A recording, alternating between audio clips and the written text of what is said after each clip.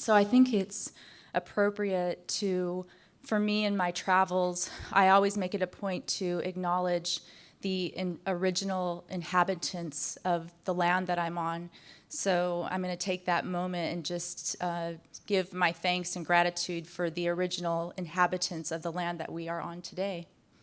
In the work that I do, I feel like it's really, I always think about our ancestors and those that came before us, because truly these people were they were the ultimate practitioners of sustainability.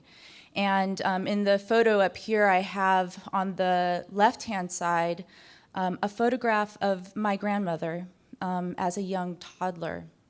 And holding her is my great-grandmother, Anne Joseph. A few years after this photograph was taken, she would pass away from tuberculosis, which was one of many epidemics that had a great impact on the Alaska Native population.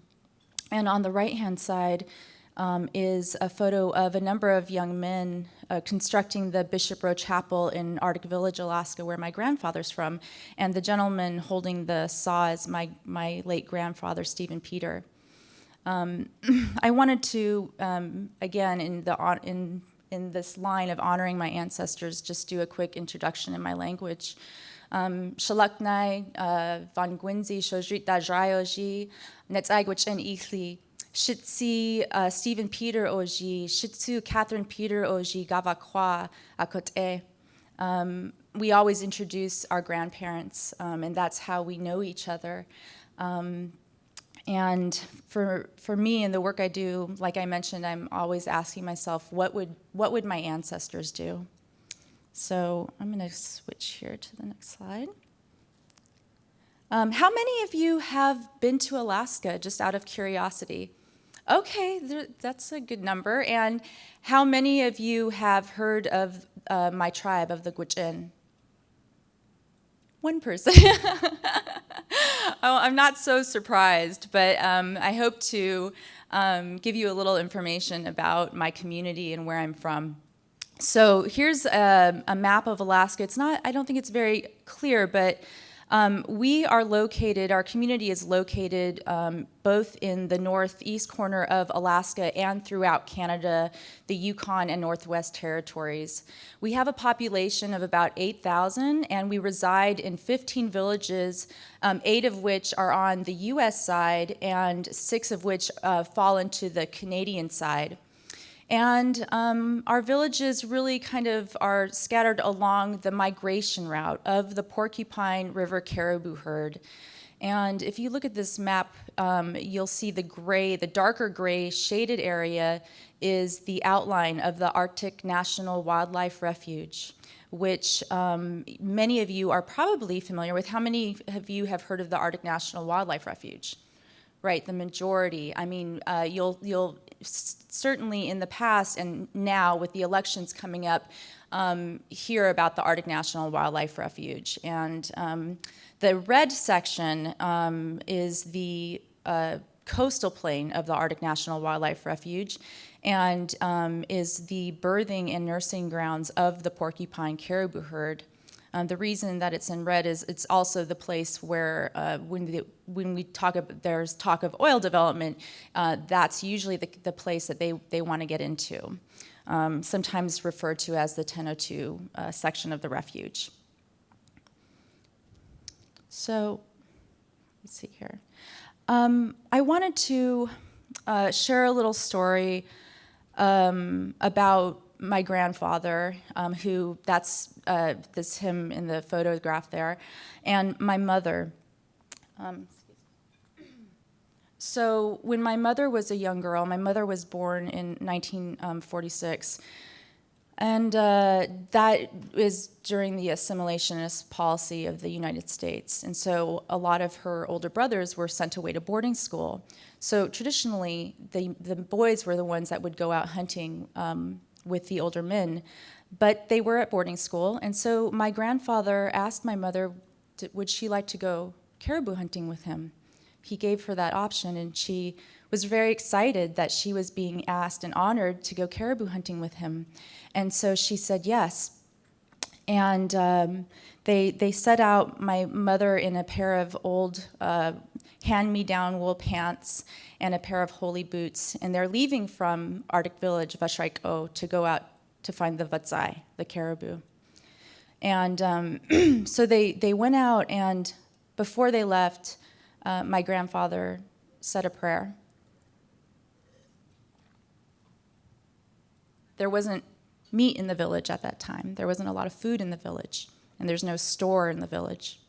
So everything that we depend upon for our survival, our sustenance, our food, is what the land provides us with. And they hiked for hours, maybe 8 hours, my mother said. And finally, they got to a ridge, and they rested. And again, my grandfather prayed.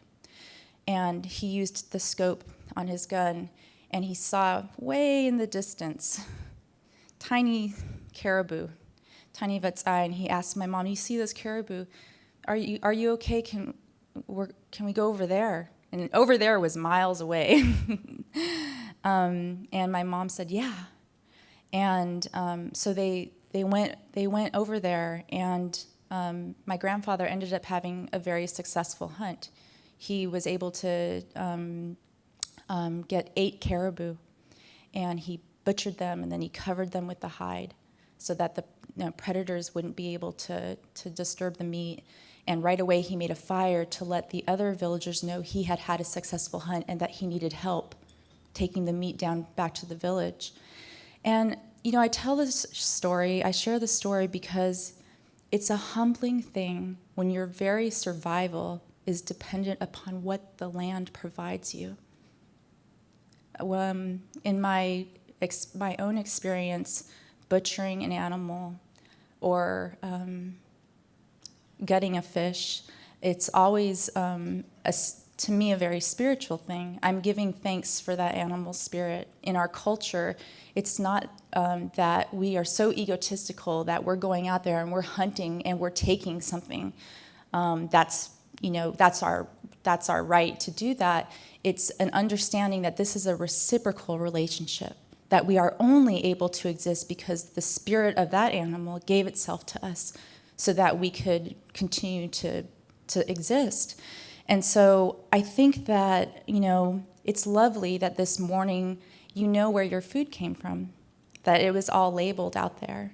And it's important, this movement that's happening in sustainability and knowing where your food sources come from. And that is about reconnecting with the earth. That is about healing that needs to take place right now on our planet. And and you'll see in this photograph here, the porcupine caribou herd numbers, it's about 120,000. And that's actually a low number right now. It goes all the way up to close to 200,000. However, the last few years, it's really kind of stayed at this level. And not unlike this time period when my mother went hunting with my grandfather, our communities still live a subsistence lifestyle. Probably about 70% of our diet is from the caribou herds. From the porcupine caribou herd. And the villages that we live in are remote. So you're only going to be able to get up to these villages by bush plane. If you want to, there are some small stores that do ship products up, but if you want a gallon of fresh milk, it's going to cost you about $14. Gas is about $10 a gallon in the village, which they use to operate the ATVs and a couple of different vehicles. So we're already, paying that high price, and we wouldn't be able to live in these communities without this the subsistence relationship that we have with the porcupine caribou herd. So I wanted to talk a little bit too about the Gwich'in Steering Committee and why we formed. I really grew up around this issue. As a teenager, I saw my mother and others that came before me. In the lower right-hand corner, there's a photograph of a gentleman, the late Jonathan Solomon, who dedicated his entire life to this issue, to protecting our way of life. It was in 1988 that the steering committee officially formed. Because of the threats of oil development on the refuge, our people put out a call to have Gwich'in, which hadn't happened in close to 100 years, a gathering of all of our communities, of our elders and our chiefs, to come together and really talk about how are we going to deal with this issue. And so what came out of that were a number of directives. One, our elders made it a point to say, we have always lived off this land. This is part of our culture. And one day we might have to go back to the old ways of how we used to live. And how are we going to do that if something happens to the porcupine caribou herd? So they directed us to protect the land, to protect the animals, to speak with one voice, and to work in a good way, which for me is very important. And I'm always trying to remind myself, am I working in a good way? And what does that mean to me personally? So we refer to the birthing place as Izhik Gwats'an Gwandaii Goodlit, or the sacred place where life begins. And how many of you, out of curiosity, are parents or mothers? Okay. Well, any mother will tell you that you want to give birth in a comfortable place, in a safe place. And there's a reason why this caribou herd for thousands of years has continuously gone to the coastal plain to give birth. And this might be up to 40,000 calves that are being born in this area. It's an area that's the tundra, the ground is very rich in nutrients, and the wind provides protection from the mosquitoes, which the big joke is that the mosquito is our state bird in Alaska, so they can be quite a nuisance. And so the wind, provides protection for them, and also protection from predators. So this place that is so sacred to us is also, unfortunately, the place where when talk of oil development happens, is where they want to get in to drill for oil. And there really is, to us, there's no alternative if the caribou herd were to be displaced. I can tell you so many things about the Arctic National Wildlife Refuge in terms of animals. 260 animals depend upon this land. 180 different migratory birds that go all around the world come here in the summertime.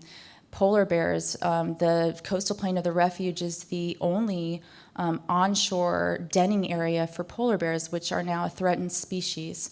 We're certainly feeling the effects of climate change in the Arctic. And the ice is melting and things are changing. But I want to make it a point to say, the Arctic, we're all connected. Even if you haven't been there, you are definitely connected to the Arctic. The whales that go along your coast go up to feed in our waters.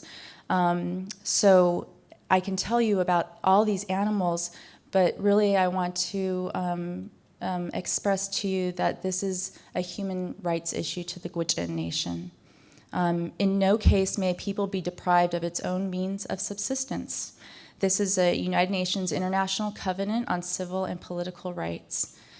We have the right to exist as we have always existed. And at the end of the day, when I think about this work, I think about my son. And if he wants to live how our ancestors lived, that he should have the right to that. He should have the right to clean air. He should have the right to uncontaminated rivers and uncontaminated meat or fish. So we had this wonderful publication that came out titled A Moral Choice for the United States. Okay, so this is a map of the North Slope of Alaska, and you can see here that the areas in red are where development has already taken place. or will be taking place on and offshore. 95% of the entire North Slope has already been developed. The refuge represents the last 5% that has yet to be touched. And I'm so grateful for everyone that's worked so hard on this issue for so many years. And the fact that, I think that we've been successful in a fossil fuel driven economy in an oil industry state speaks so much to the importance and significance of this refuge, because truly so many people across our nation have spoken out on this issue, even though they're not from Alaska or may have never been there, recognize the importance of this area.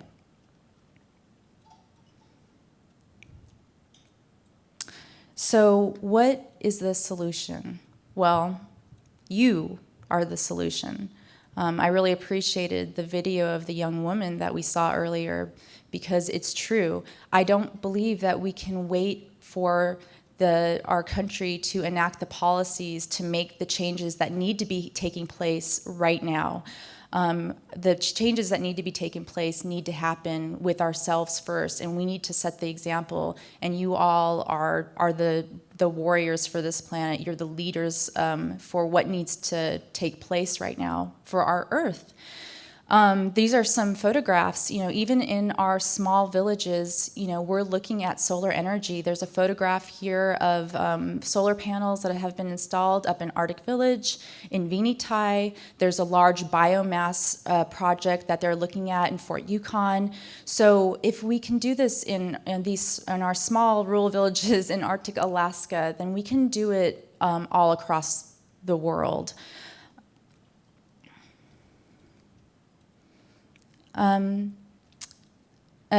Again, I was really touched by what the young woman said about reusing and recycling and not wasting anything.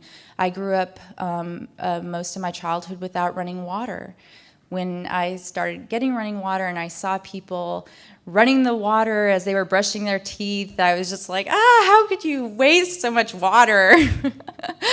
You don't, sometimes it's hard to understand the value and just be really conscientious of what we have. My grandmother, when she was doing beadwork, if a string of beads, fell on the ground, she picked up every single last bead. Everything has a value, and it comes from somewhere.